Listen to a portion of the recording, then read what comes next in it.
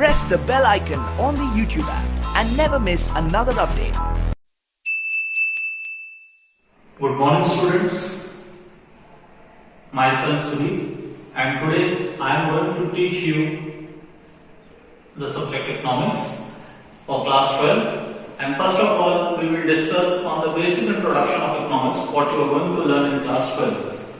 So in class 12 आप सभी को पता है इकोनॉमिक्स सब्जेक्ट आप फैमिलियर है, क्लास 11 में भी आपने पढ़ा है इकोनॉमिक्स में स्टैटिस्टिकल इकोनॉमिक्स, इंडियन इकोनॉमिक्स। इस साल क्लास 12 में आप लोग एक हायर लेवल ऑफ इकोनॉमिक्स पढ़ रहे हैं और यहाँ पर भी इकोनॉमिक्स को दो भाग में बांटा गया है, one is micro economics and another one is macro economics. So I will give you a small basic introduction of what is microeconomics and what is macroeconomics. First of all, what do you understand by microeconomics? Micro, आप नाम से ही सुनकर समझ सकते हैं, micro मतलब छोटा, small, tiniest. या आप ये भी समझ सकते हैं इकोनॉमिक पॉइंट ऑफ व्यू से एक इंडिविजुअल व्यक्ति, जो भी व्यक्ति एक इंडिविजुअल पॉइंट से कुछ भी काम करता हो वो इकोनॉमी में माइक्रो लेवल पे काउंट किया जाएगा। याद रखिएगा, any person in an individual level whatever thing he is doing will be calculated in micro level economy.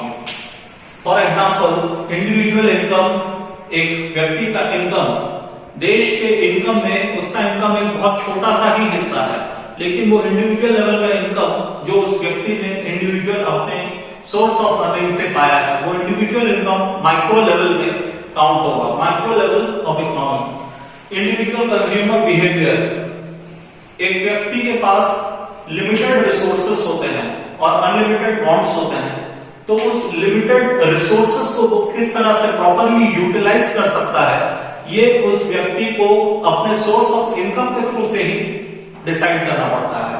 और वो सोर्स ऑफ इनकम जो है वो उस व्यक्ति को इंडिविजुअल कंज्यूमर बिहेवियर जनरेट करने में हेल्प करता है, क्योंकि इंडिविजुअल कंज्यूमर अपने जरूरतों के हिसाब से एक्सपेंडिचर करता है।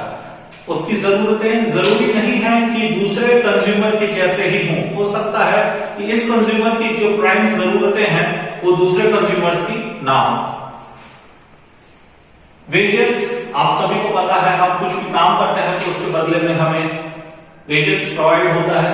जस्ट लाइक वेजेस, इंडस्ट्री में हम काम करते हैं, इंडस्ट्री में हम काम करने के लिए हमें वेजेस मिलते हैं। कोई कंपनी या कोई फर्म में अगर कोई एम्प्लॉय है तो एम्प्लॉय को सैलरी मिलता है। उसी तरह से हाउस होल्ड में भी बहुत सारे काम होते हैं। हाउस होल्ड यानी घरेलू उत्पादन, हाउस होल्ड यानी आप घर से जो भी काम करते हैं या आपके घर के जो भी खर्च होते हैं वो आपके हाउस होल्ड से होंगे।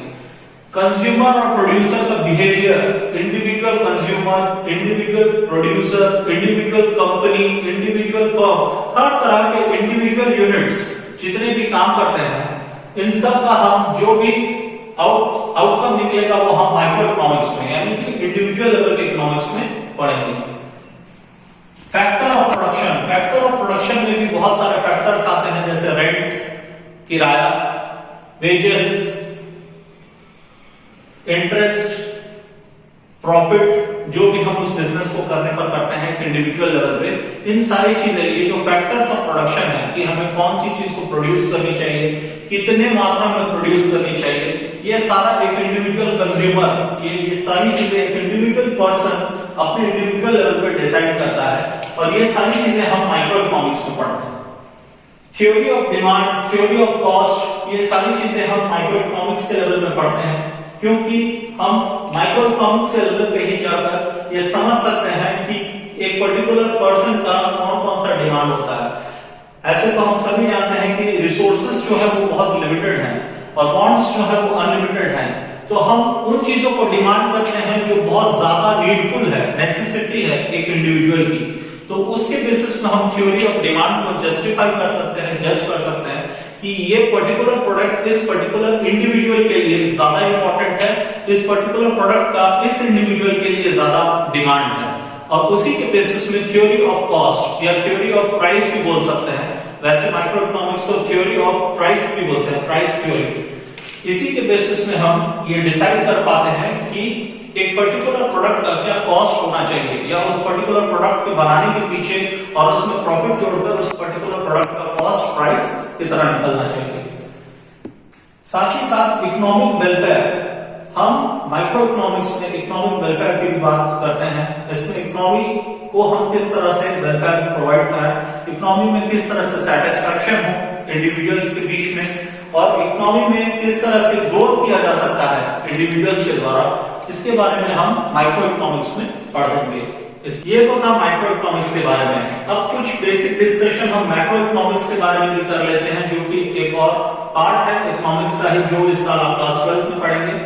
मैक्रो इकोनॉमिक्स नाम से ही आपको समझ में आ रहा होगा, macro economics, macro means large, या मैक्रो को हम एज ए होल भी ले सकते हैं। Macro in a country level, कोई भी चीज जो हम इकोनॉमी में whole as a country level में लेकर चलेंगे, वो सारी चीजें हम मैक्रो इकोनॉमिक्स में आज पढ़ेंगे।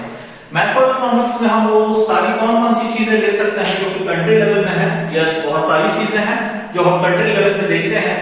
जैसे कि हम हमारे देश का बजट ले लेते हैं, जो गवर्नमेंट डिसाइड करती है, जो बजट के बारे में हम पढ़ते हैं, जिसमें साल भर के खर्चों के बारे में, साल भर के फंड्स के बारे में, जो अलग अलग वेरियस डिपार्टमेंट्स को गवर्नमेंट किस तरह से रिलीज करेगी, किस तरह से कंट्री का ग्रोथ होगा, डेवलपमेंट होगा, उन एरियाज में कितना इन्वेस्टमेंट करना पड़ेगा, इन सारी चीजों के लिए जो गवर्नमेंट बजट बनाती है, ये मैक्रो बजट या मैक्रो लेवल का इकोनॉमिक्स में हम पढ़ेंगे। दूसरा है इंपोर्ट एक्सपोर्ट। इंपोर्ट एक्सपोर्ट सभी को पता है, दूसरी कंट्री से हम जो कुछ भी सामान लेते हैं वो इंपोर्ट, और दूसरी कंट्री में हम जो सामान लेते हैं वो एक्सपोर्ट। ये जो इंपोर्ट और एक्सपोर्ट होता है, ये हम अपने घर पे घरेलू लेवल पे नहीं करते हैं, ये कंट्री के लेवल पे करते हैं।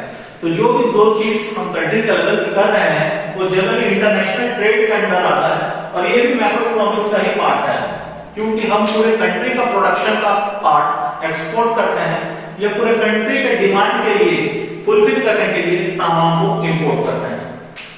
इसी तरह से इन्फ्लेशन, नेशनल इनकम बहुत ही इंपॉर्टेंट टॉपिक है।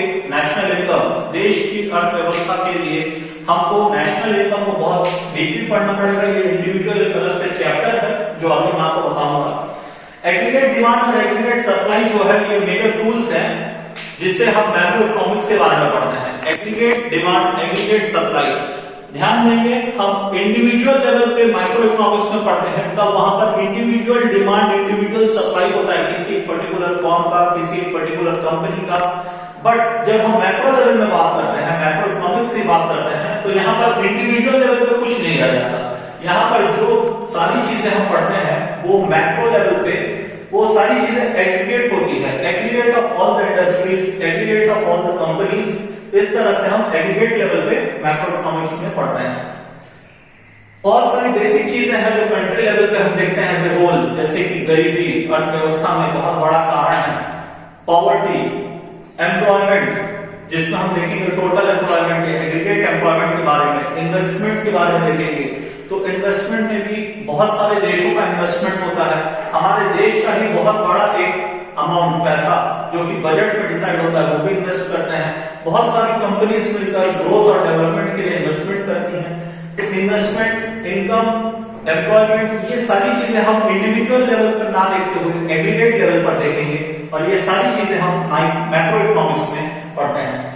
और थ्योरी ऑफ इकोनॉमिक ग्रोथ, इसमें मॉनेटरी और फिस्कल पॉलिसी समय समय पर गवर्नमेंट डेवलपमेंट के लिए बहुत सारी थ्योरीज देती हैं।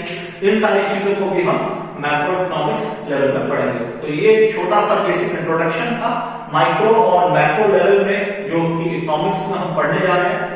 और इसी के साथ आज इतना ही। Thank you.